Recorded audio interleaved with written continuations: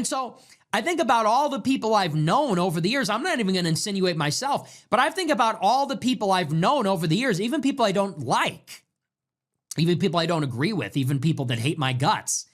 And I say, how fucking dare you? You go on Twitter, you've been in it for 5 years, you're rich, you've gotten rich off of this, you're famous, you got famous off of this, you're a national figure, you have a platform, you have the ability to make change, and the going gets a little tough. You haven't even been at it for that long. And you go on Twitter and start bitching? Oh, we can't fix anything. You run for Congress. What do you want me to get shot? And and then you go and turn the blame around on the people that voted for you, Republican men. That's who voted for you, dumbass. Who do you think is your staff? It's Republican men. Who's Isaac? That's a Republican man. Your staff is Republican men. Your voters are Republican men. Your colleagues, your donors are Republican men. You turn around and you spit on them because it got hard. You're blaming them. Blame yourself. You should have never gotten involved in this. You don't have what it takes. You are a loser.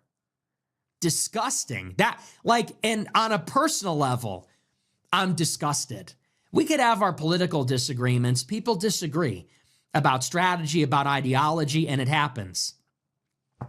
But this is such a lack of character. But you know what? You can't even really hold it against her because this is the farce of women in politics. You can't even blame her. It's like getting mad at your dog because he's not going to put on clothes every day. You know, it's not in their nature. We're going to get mad at Marjorie Greene. Why? Because she's not a leader, because she's not decisive, because she doesn't have gumption. She doesn't have fucking guts. She doesn't have balls. Well, she's a woman. Of course she doesn't have balls. She's not strong. You know, and women like to say women are the strongest. Okay, yeah, in certain respects, but not like this. Not in this situation. Women are not made to get shot. Women are not made to go and get thrown into battle and have bullets whizzing past their head, which is what you're kind of in for in politics. It happened to me. You didn't see me crying. A guy came to my front door with a gun. I kept doing the show. I came back a few weeks later. Hey, guys, I think I did a Christmas show the following week. I said, hey, guys, yeah, someone tried to kill me. Pretty fucked up. You move on. That's what it is. But this is the folly and the farce of women in politics. What it takes in politics is vision, leadership, long-term planning, abstract thinking, all these things that emotional control, discipline, always that women just lack. Okay, wait. Did this man just say politics is basically war and only dudes can do it because women have periods? Bro, it's 2025.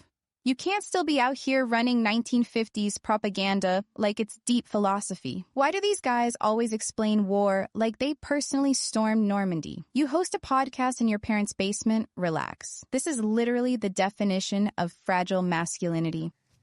And people don't like to hear it that way because they like to say, well, I know a woman that's pretty strong. My wife is strong. My wife birthed 6 children. That's strength. Okay, but that's not running in Congress. That's a completely different thing. You know? And so on some level, you just have to look at her in some ways as a victim.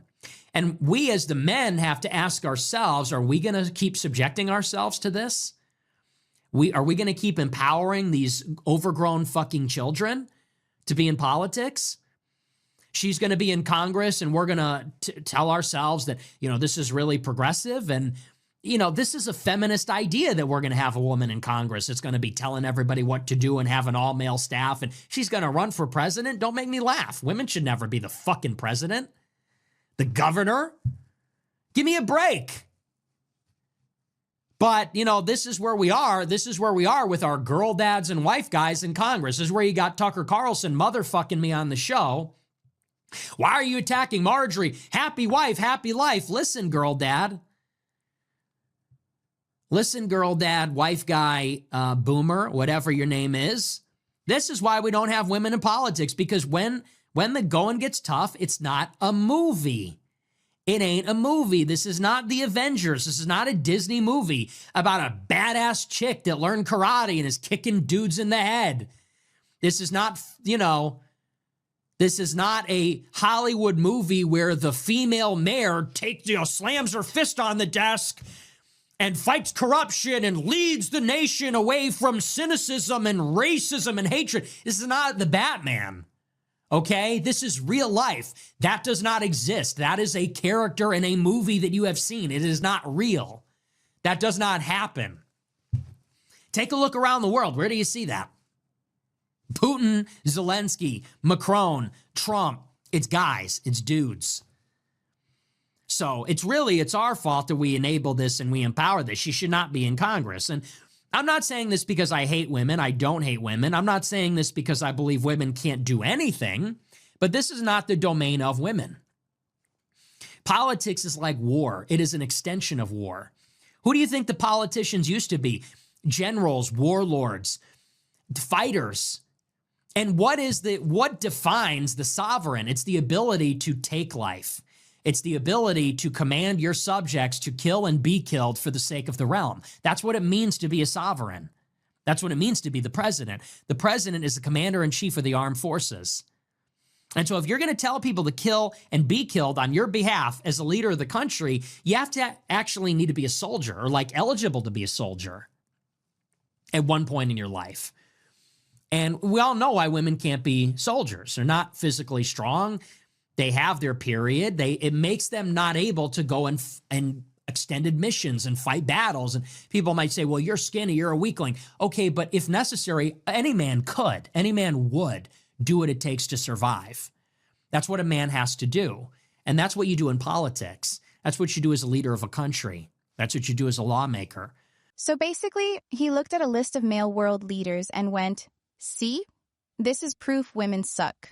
Bro, the reason the list is mostly men is because dudes like you spent the last 5,000 years banning women from everything.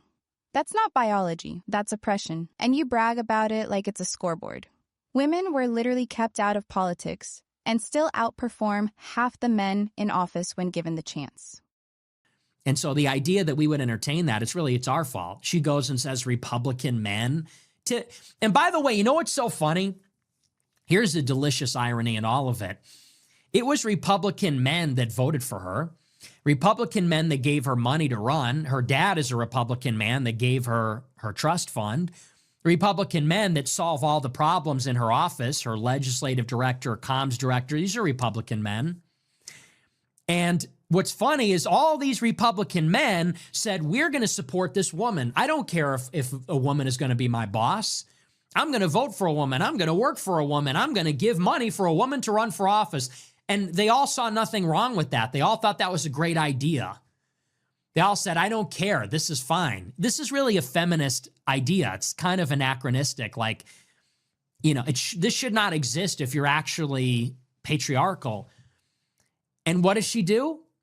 Does she reward those progressive, simpy Republican men that supported her? No. Does she look at the Republican men that believe in her enough? They want her to finish her term? No. She blames the man.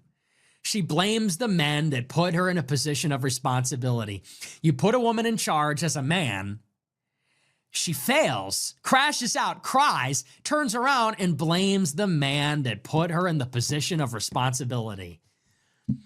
Do the men get a head pat? Do the men get a thank you, gratitude? Do they get rewarded? Are they noble for being so progressive? No, they're fucking stupid. And that is why they are now being disavowed. That is why Marjorie is now turning on all the Republican men that supported her and saying, typical Republican man, you should just run for Congress. Isn't that why they're all working for you, voting for you, donating to you so that you could do it, you fucking idiot? Of course not. But this is what women do. No accountability. And it shouldn't be that way. They shouldn't be accountable. They shouldn't be really accountable.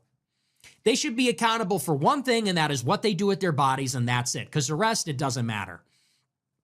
They should be accountable for the decision to hook up with men with no intention of bringing children into the world, or hooking up with horrible men and bringing future criminals into the world. That's what they should be held accountable for, because that is their obligation. Their obligation is to select the future of the species, and that's it, and it stops there. And then they're the homemakers. They raise the children, so they make up the home, they feed the children. Yeah, this is what they do. So, they're not accountable. They'll never be accountable, and they shouldn't be. They're accountable for one thing, and that is sex. Period. End of story. It's how it should be. Now you know why. That was the biggest parade of insecurity I've ever seen. Like, congratulations, dude. You turned your fear of women into a full 10-minute monologue. Peak masculinity right there. Women belong in politics. Women belong in leadership. And honestly, after hearing you talk, women should probably be running everything. If this is the competition, yeah, we'll be fine.